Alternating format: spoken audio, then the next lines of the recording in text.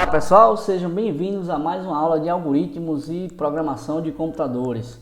Hoje nós faremos uma aula diferente, porque será uma aula prática, onde nós vamos programar aqui a solução de um problema bem interessante, que é o problema da cifra de César. Então, acredito que muitos de vocês já devem ter ouvido falar em criptografia.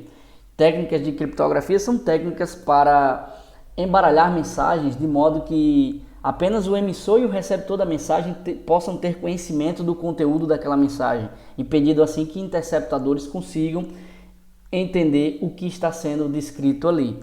Então as técnicas de criptografia são bem antigas, né? Desde muito tempo, já na Roma Antiga, por exemplo, imperadores, generais precisavam trocar informações que fossem confidenciais para algum interceptador. Então, uma das técnicas mais antigas de criptografia foi batizada de cifra de César, que é uma técnica extremamente simples. A ideia básica é você pegar as letras do texto original e trocar por outras letras do alfabeto de acordo com uma chave.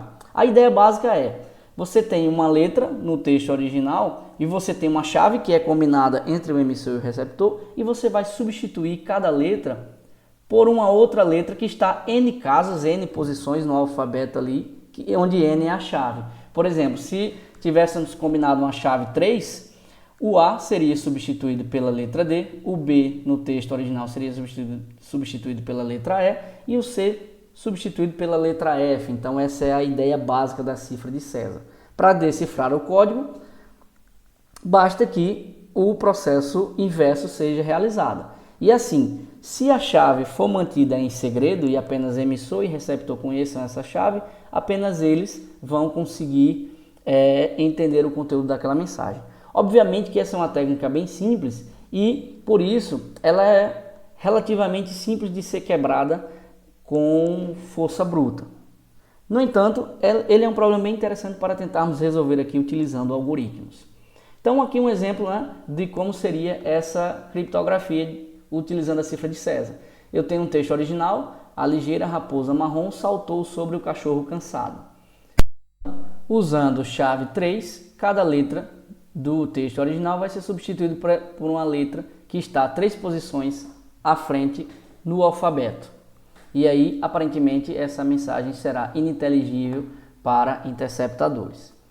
Então, apesar dessa técnica ser muito simples, a ideia aqui é tentarmos resolver esse problema, que parece ser bem interessante. Então, eu quero que vocês pensem como resolver esse problema, como implementar a criptografia e a decriptação dos textos utilizando essa técnica da cifra de César. Então, a princípio, eu quero que vocês tentem projetar a solução. Então, antes de ir para o código, tentem no papel mesmo pensar quais são os passos do algoritmo que resolvem esse problema de criptografar e depois de decriptar a mensagem. E só depois disso que vocês pensarem nos passos da solução, vocês vão escrever o código em Python. Então parem esse vídeo, tentem resolver o problema e depois vocês vão voltar no vídeo e ver aqui a solução em Python para esse problema. Então pessoal, vamos aqui para a solução desse problema. Eu estou aqui com o meu ambiente de programação, eu uso o Visual Studio Code, certo? Vou criar um novo arquivo aqui, já vou salvar, chamar de cifra.py, como nós aprendemos, né? .py, salvei aqui. Então pessoal, como eu disse para vocês, antes de começarmos a codificar a solução, vamos pensar em como resolver o problema, certo? Vamos pensar, fazer o design da solução e aí depois, somente depois disso, é que nós vamos programar efetivamente. Então pensem o seguinte, nós vamos receber um texto, certo? Que está em linguagem natural, um texto normal, e para cada letra que há nesse texto, nós temos que encontrar qual a posição que essa letra está no alfabeto, e depois disso somar essa posição com a chave, né, que foi combinada entre emissor e receptor, para que nós consigamos encontrar qual a letra correspondente que deve ser utilizada na substituição ali para gerar o texto cifrado. Então, basicamente eu tenho que receber o texto do usuário, né, receber o texto, estou usando esse símbolo aqui do jogo da velha para representar que isso aqui é um comentário, ou seja, o interpretador vai ignorar essa linha de código. Então eu tenho que receber o texto, depois eu tenho que fazer o quê? Para cada letra no texto, eu preciso de quê? Encontrar a posição da letra, né? Então isso aqui também é um comentário. Encontrar a posição da letra no alfabeto. E depois encontrar a letra correspondente na substituição. Que é basicamente pegar a posição atual da letra mais a chave e aí eu encontro, né, a letra correspondente. E aí eu gero o código cifrado. Basicamente é isso que temos que fazer, né? Então isso para a cifragem. Depois a gente vai ver como é que faz para decifrar o código. Ótimo. Então nós já projetamos a solução, o design da solução aí desse problema. Agora basta a gente codificar, certo? Utilizando os conceitos que nós conhecemos do Python. Então, para receber um texto, eu vou chamar de texto e vai ser uma string. Eu vou pedir, colocar a mensagem aqui, digite o texto. Ótimo. E agora eu vou fazer o quê? Eu preciso também pedir que o usuário diga qual que é a chave que ele quer utilizar, certo? Qual vai ser a chave que vai ser utilizada nessa cifragem. Então, chave vai ser um inteiro.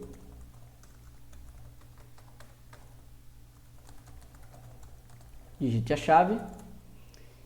E agora eu já recebi as entradas do usuário.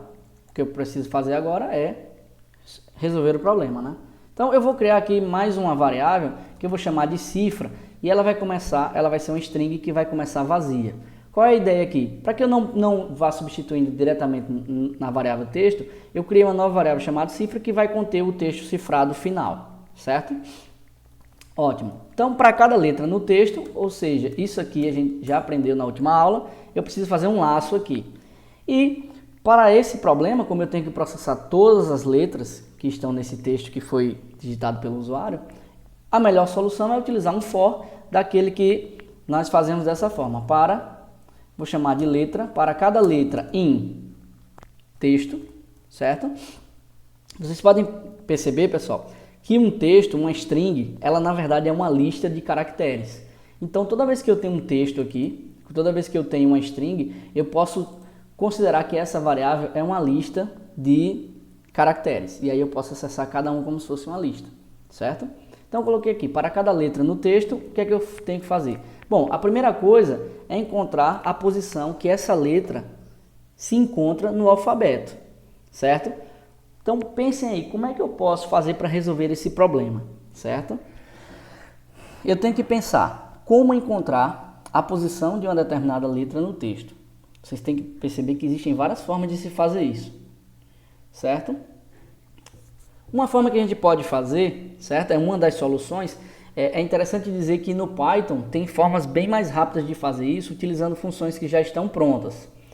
Mas como o nosso intuito aqui é o aprendizado de algoritmos, então nós vamos fazer tudo na mão aqui, sem uso de muitas funções do Python. Então, para a solução desse problema, nós podemos fazer o seguinte, olha, eu vou declarar uma variável aqui chamada de alfabeto. E esse alfabeto vai ser a lista com todas as letras do alfabeto.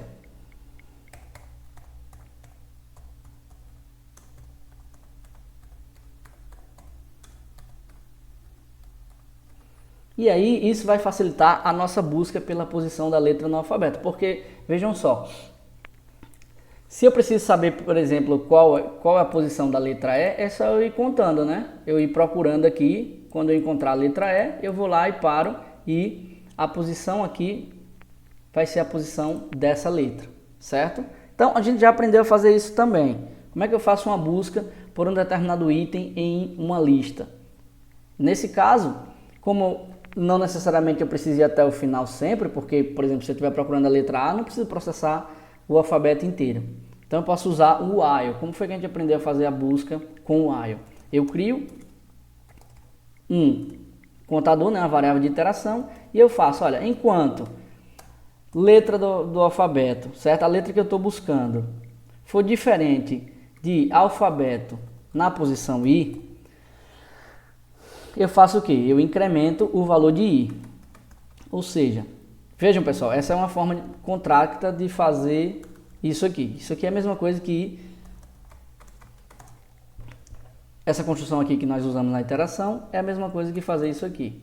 O mais igual indica, olha, eu vou pegar o valor que está em i, vou somar com esse valor aqui e depois vou armazenar novamente em i. Então essa construção aqui é apenas para a gente buscar a posição da letra no alfabeto.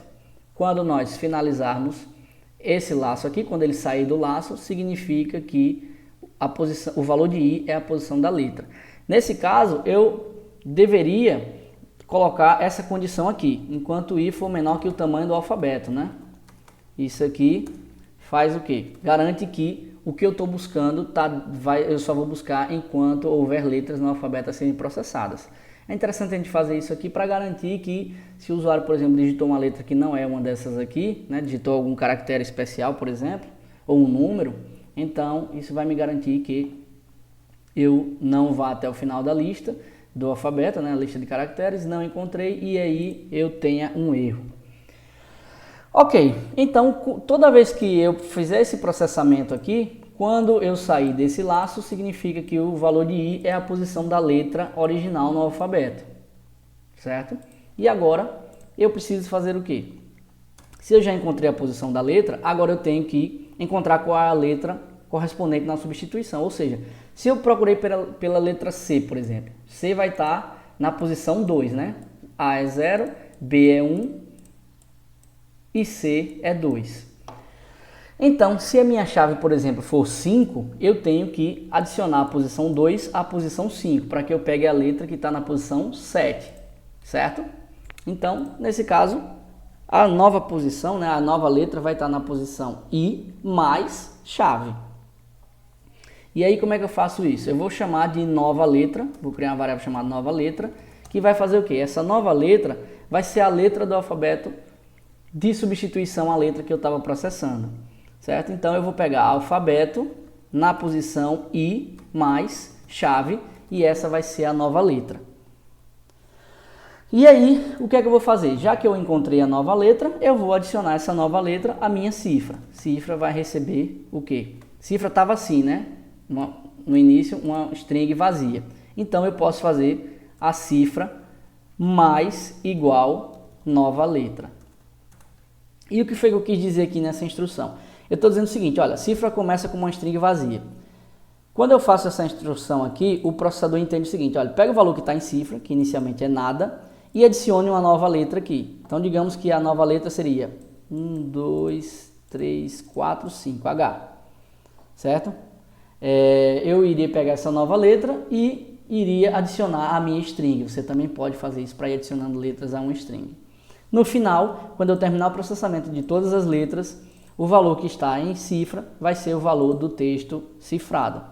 Vamos ver como é que isso funciona, se está tudo certo? Então, para conferir se está tudo certo, eu vou sair do laço for e vou mandar imprimir o novo texto, né, que é a cifra. Vamos ver o que é que acontece aqui. Vou mandar executar, certo? Python 3 cifra.py e aí ele começa a execução, ó. Segunda linha aqui, digite o texto. Então eu vou digitar aqui A, B, C, D, E. Vou dar um Enter. Agora ele vai pedir a chave. Qual a chave que eu vou usar? Vou usar a chave 3. E vou dar um Enter. Olha o resultado aqui. D, E, F, G, H. Então eu digitei A era 0, virou posição 3, certo? Então quem é a posição 3? D. Depois o B, que era a posição 1, virou E.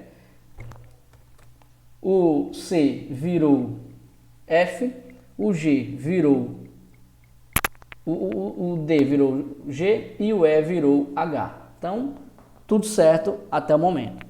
Pessoal, uma dica extremamente importante.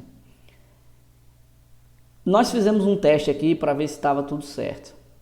Mas, quando nós estamos programando, é muito importante que nós façamos vários testes nos nossos algoritmos.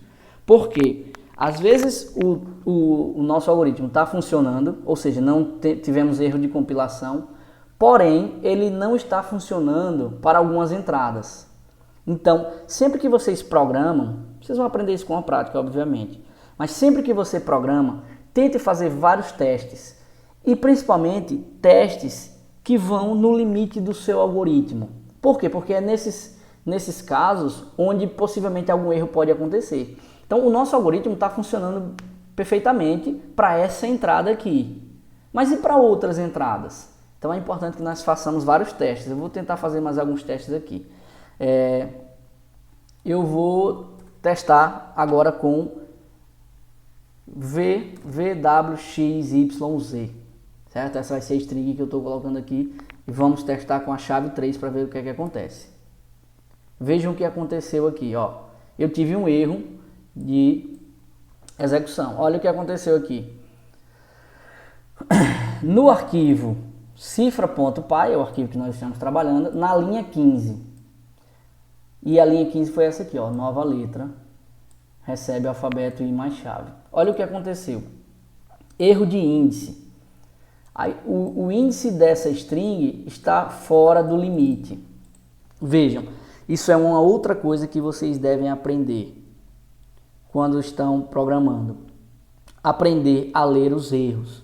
Porque sempre que acontece algum erro, o interpretador aqui, ele diz, né, na maioria das vezes ele diz onde o erro ocorreu e o que foi o erro. Às vezes ele só diz onde foi o erro. E nesse caso aqui ele disse onde foi o erro e qual foi o erro. Vejam só, eu tentei acessar um índice da string, e a string nesse caso é alfabeto, que esse índice está fora do limite. Ou seja, alfabeto é uma string que na verdade uma string, como eu já falei, é uma lista. E aí o que acontece? Se é uma lista, eu só posso acessar até essa última posição. E eu tentei acessar uma posição que não existe aqui. Por quê? Porque quando eu digitei VWXYZ, vejam o que acontece. V é uma das últimas posições aqui.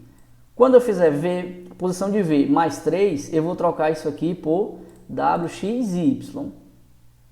Então, a letra correspondente a V é Y. A letra correspondente a W é Z. A letra correspondente a X eu não tenho mais aqui na minha lista. Por quê? Porque na verdade o que eu pensei, o que eu deveria ter pensado foi o seguinte, olha, quando eu chegar no final da minha lista, eu tenho que voltar para o começo. Porque aí o valor de Y, por exemplo, vai ser ZAB, ou seja, o valor de Y correspondente com chave 3 vai ser o B. Então eu tenho que implementar um mecanismo que faça a minha lista girar. Certo? Eu tenho que fazer um mecanismo para fazer a minha lista girar. Uma coisa que a gente já pode pensar é o seguinte, olha, eu vou fazer um if aqui, uma condição onde se i mais chave for maior do que 26, que é o tamanho do alfabeto, né, a quantidade de letras que eu tenho no alfabeto, então eu volte, né, comece a contar de novo de zero. Essa é uma possível solução para esse problema. Mas a gente pode usar a matemática para ver uma coisa interessante, né? Um recurso interessante da matemática, que é o resto da divisão. Se você pegar essa expressão i mais chave e tirar o resto da divisão, certo? Que a gente utiliza o operador módulo, por 26, que é o tamanho da nossa lista, nós já conseguimos fazer isso automaticamente, sem precisar fazer essa condição. Por quê? Porque sempre que o número, né, quando o i mais chave for menor que 26, certo? Então, o resto da divisão vai ser o próprio número. Por exemplo, se eu tenho 22 e a posição era 20 e a chave é 2, então a posição que eu quero para substituir vai ser o 22. 22, se eu tentar dividir 22 por 26, o resto da divisão vai ser o próprio 22, porque vai ser, a parte inteira vai ser 0. Então, eu continuo tendo aqui, né, o mesmo número que eu tinha. Mas se o número for maior que 26, por exemplo, digamos que a letra que eu quero substituir é Z. Z está na posição 25, né? Eu começo a contar de 0, então Z está na posição 25. Se eu faço 25 mais 2, vai dar 27. 27 dividido por 26, o resto dessa divisão vai ser 1. Então, eu faço automaticamente o giro, né? E aí eu pego a letra que está na posição 1, que é B. Certo?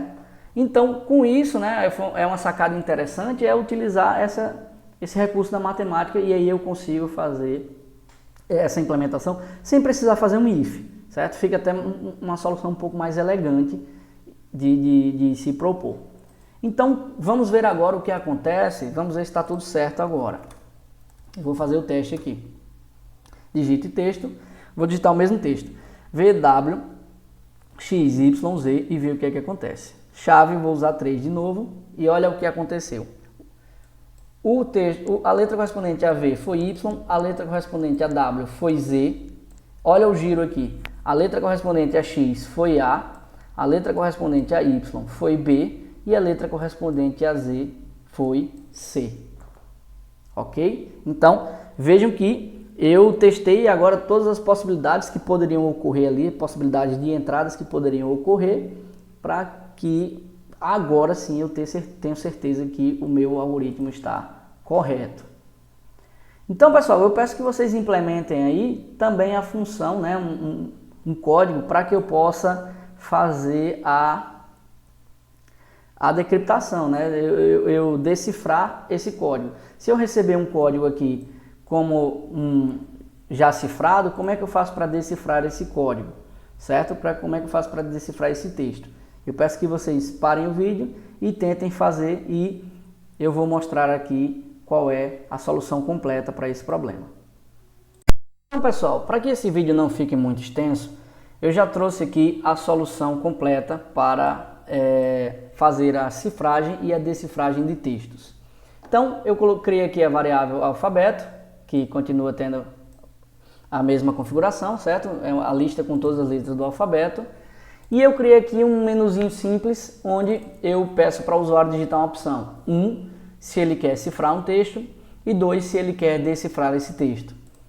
E aí o que é que eu faço? Se a opção for igual a 1, eu peço que o usuário digite o texto, né, igual nós implementamos anteriormente, peço para que ele digite a chave, crie a variável cifra que é uma string vazia. Então, para cada letra no texto, eu encontro a posição da letra no alfabeto. Depois que eu encontrei essa letra, eu calculo qual é a nova letra, né? Considerando que vai ser a posição da letra anterior mais a chave, módulo 26, para que eu possa fazer o giro na lista. E a cifra vai ser a cifra mais a nova letra. E depois eu imprimo a cifra. Se não, se ele não digitou a opção 1, então ele quer a opção 2. Então o else está aqui, né, em relação ao if. E aí eu faço o quê? Eu peço para o usuário digitar a cifra, né, ou seja, o texto cifrado, digitar a chave, e aí eu criei uma variável chamada de texto. Vejam que aqui é exatamente a mesma coisa, só que o inverso, né, o inverso do método anterior. Eu recebo a cifra e eu quero o texto. Então, nesse caso, para cada letra na cifra, eu encontro a letra, e aí depois, né, encontro a posição dessa letra, na verdade, no alfabeto, e depois eu tenho que voltar, né, algumas casas no alfabeto para encontrar a letra correspondente, porque agora eu estou decifrando. Então, a nova letra vai ser a letra do alfabeto na posição I, menos a chave nesse caso. Então, se na cifragem eu queria mais a chave, eu andava para frente no alfabeto, agora eu vou andar para trás. Então, o processo é exatamente o inverso. E eu também faço o módulo de 26 pelo mesmo motivo, né? Porque, por exemplo, se a letra na cifra é A, eu tenho que voltar, né, para o fim do alfabeto. Contar voltando no alfabeto. Então, eu também uso o módulo 26 para isso. E aí depois, o texto, né, que eu tenho, que era um string vazio, eu adiciono a nova letra, certo? Então, está aqui a nossa solução. Vamos fazer um teste. Eu vou fazer primeiro um teste com a cifragem, certo? Então, vou digitar o texto aqui, vou colocar algoritmo e a chave que eu quero é 3. Então, a cifra correspondente foi essa daqui. Agora eu vou fazer o caminho inverso, vou testar a decifragem. E aí o texto cifrado, eu vou copiar esse aqui. E a chave que eu quero é 3 e obviamente que eu espero que a solução, o resultado final seja algoritmo. E aqui está a minha resposta, certo? Então, vocês podem fazer vários testes aí para ver se está tudo ok, certo? Então, tentem fazer vários testes, tentem reimplementar, parem o vídeo e estudem cada uma dessas instruções, tentem entender com calma e com cuidado para que vocês consigam aprender. Então, com isso, nós finalizamos essa aula prática, certo? Ainda teremos algumas outras. Nas próximas aulas, nós vamos falar sobre funções, que são conceitos extremamente importantes na programação. A gente vai ver que o uso de funções facilita muito a nossa vida de programador, certo? Para organizar o nosso código, para deixar o nosso código mais eficiente, mais fácil de realizar correções, fazer manutenção, etc. e tal. Então, espero que vocês tenham gostado e até a próxima aula.